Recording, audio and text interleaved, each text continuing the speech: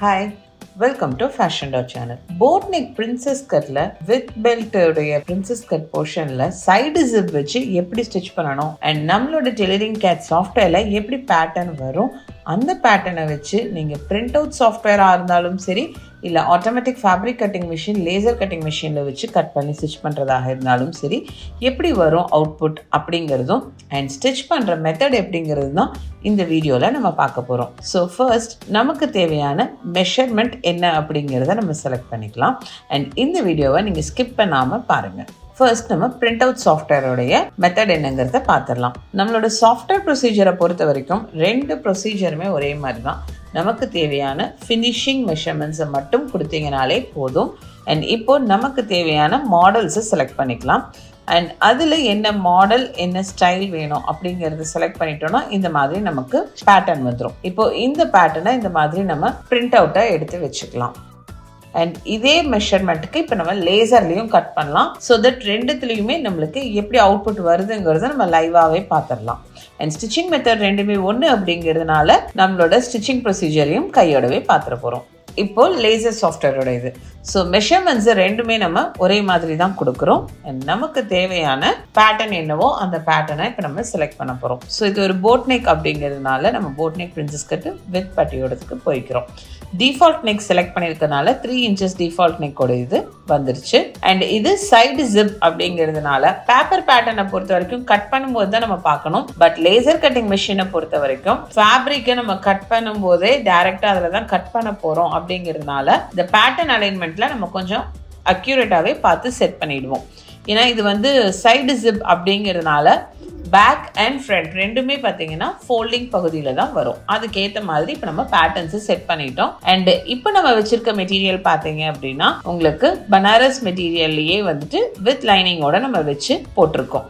இப்போ இந்த மாதிரி டைரக்டாக நம்மளுக்கு தேவையான பேட்டர்ன்ஸை இதில் கட் பண்ணி எடுத்துடலாம். ஸோ லேசரை பொறுத்த வரைக்கும் உங்களுக்கு லைனிங் அண்ட் மெயின் கிளாத் ரெண்டுமே ஈவனாக இந்த மாதிரி அயன் பண்ணி வச்சிட்டிங்கனாலே போதும். நம்ம ஒரே மாதிரியே 2 கட்டிங்கும் ஈஸியாகவே எடுத்துக்க முடியும். அண்ட் ஃபிட்டிங்கும் நம்மளுக்கு அக்யூரஸியாக இருக்கும். ஸ்டிச் பண்ணுறவங்களுக்குமே இன்னும் ஈஸியாக இருக்கும். ஸோ ப்ரொடக்ஷன் வைஸ்ன்னு பார்த்தீங்கன்னாலும் நம்மளோட லேசர் சாஃப்ட்வேரில் ஈஸியாக பண்ணிக்க முடியும்.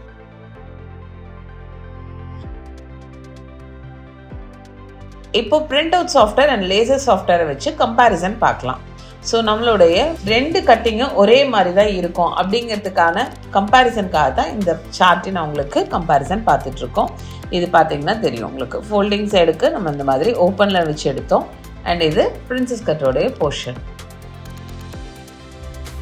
இது ஃப்ரண்ட்டுடைய இது. ஓகே, ஸோ எல்லாமே நம்மளுக்கு ஒரே மாதிரியான பேட்டர்ன்ஸ் தான் வரும். இப்போது ஸ்டிச்சிங் ப்ரொசீஜரை ஸ்டார்ட் பண்ணலாம். ஃபர்ஸ்ட் நம்மளுடைய பேக் போர்ஷனுக்கு லைனிங் எல்லாமே அவுட்டர் எல்லாமே ஸ்டிச் பண்ணி முடிச்சுக்கலாம். ஸோ இந்த மாதிரி ஃபுல் ஃப்ளெஜ்ஜை நம்ம லைனிங் அட்டாச் பண்ணுறவங்களாக இருந்தாங்க அப்படின்னா இந்த மாதிரி ஃபுல் ஃப்ளெஜ்ஜை இந்த மாதிரி அட்டாச் பண்ணும்போது உங்களுக்கு ஈஸியாக முடிஞ்சிடும். எக்ஸஸ் கிளாத்தை நீங்கள் கட் பண்ணணுங்கிற டைமிங் உங்களுக்கு அதில் இருக்காது. இந்த மாதிரி ஃபோல்டு பண்ணி அடிச்சுக்கலாம். ஸோ பாட்டம் ஃபோல்டு அடித்து முடிச்சதுக்கப்புறம் நம்மளுடைய ஷோல்டரை சென்டர் பண்ணி அந்த இடத்துல டாட்டோடைய அலவன்சஸ்க்கு டாட்டர்ஸை பிடிச்சிடலாம். ஸோ பேக் போர்ஷன் நம்ம ரெடி பண்ணிட்டோம். இப்போ ஃப்ரண்ட் போர்ஷனை பொறுத்த வரைக்கும் நம்மளுக்கு லைனிங் தனியாக மெயின் தனியாக arm portion neck portion join பண்ணிட்டு தென் பைண்டிங் ஃபினிஷிங்காக கொடுக்க போகிறோம். அதனால ரெண்டையும் தனித்தனியாக எடுத்து இப்போ நம்ம அட்டாச் பண்ணிட்டு இருக்கோம். ஸோ அப்வர்ட் டவுன்வர்ட் பார்த்து கரெக்டாக நம்மளுடைய பிரின்சஸ் ஷேப்பையும் நம்ம அதே மாதிரி லைனிங் தனியாக மெயின் தனியாக அட்டாச் பண்ணி முடிச்சிடலாம். அண்ட் இப்போ லைனிங்கை வந்து நம்ம சுற்றி வர அட்டாச் பண்ணிக்கலாம்.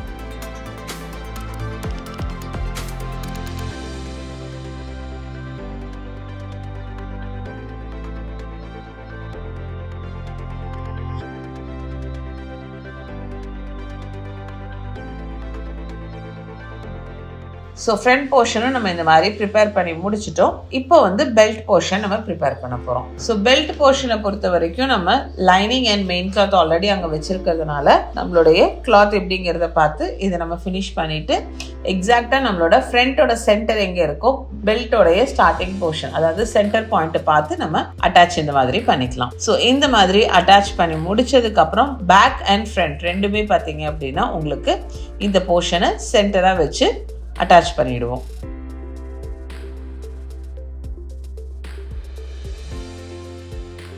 ஸோ ஷோல்டரை வந்து கரெக்டாக சென்டரில் வச்சு நம்மளுடைய இந்த மாதிரி அட்டாச்சிங் போர்ஷன் வச்சுருவோம்.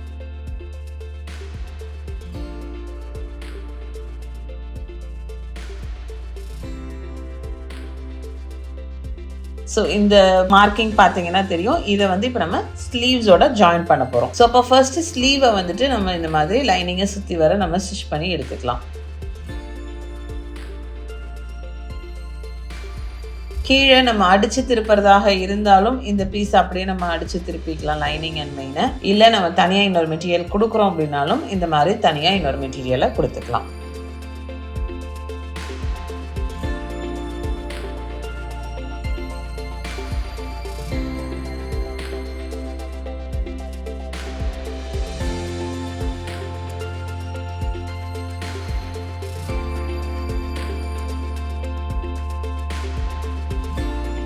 ஸோ கீழே ஸ்லீவ்ஸுக்கான ஃபினிஷிங் நம்ம முடிச்சதுக்கப்புறம் இப்போ நம்மளோட ஷோல்டர் பகுதியில் அப்படியே அட்டாச் பண்ணிக்கலாம்.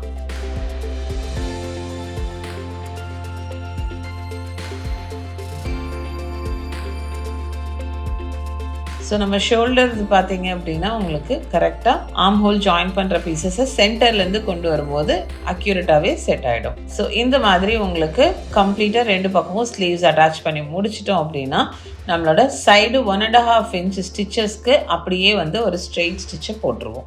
ஸோ 1.5 இன்ச்சு தான் நம்மளுடைய சீம் அலவன்சஸ் அப்படிங்கிறதுனால அந்த அலவன்சஸை அப்படியே நம்ம வந்து மெயின்டைன் பண்ணி ஸ்டிச்சஸை போட்டுடலாம். ஸோ 2 பக்கமும் ஃபஸ்ட்டு ஒரு ஸ்டிச்சை போட்டுட்டு நம்மளோட மெஷர்மெண்ட்டை என்ஷூர் பண்ணிவிட்டு தென் அதுக்கப்புறம் நம்ம ஃபைனல் பண்ணிக்கலாம்.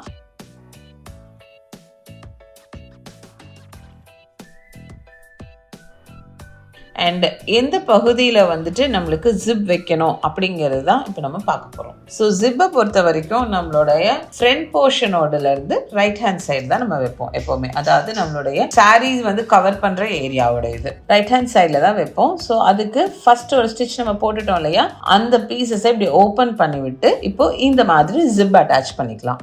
ஸோ இந்த மாதிரி ஜிப் அட்டாச் பண்ணும்போது இப்போ பாருங்கள், நான் உங்களுக்காக டெஸ்ட்டுக்காக தான் இந்த கலரே நம்ம வந்து ஜாயின் பண்ணியிருக்கோம்.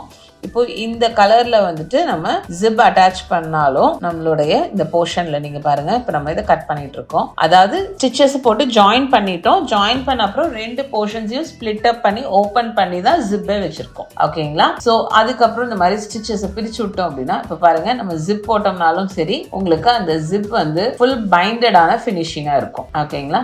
ஸோ இப்போ நான் உள் பக்கமாக இதை காட்டியிருக்கேன் பாருங்கள். இப்போ நம்மளுடைய எக்ஸஸ் ஜிப் மட்டும் இதில் கட் பண்ணி விட்டுட்டா போதும்.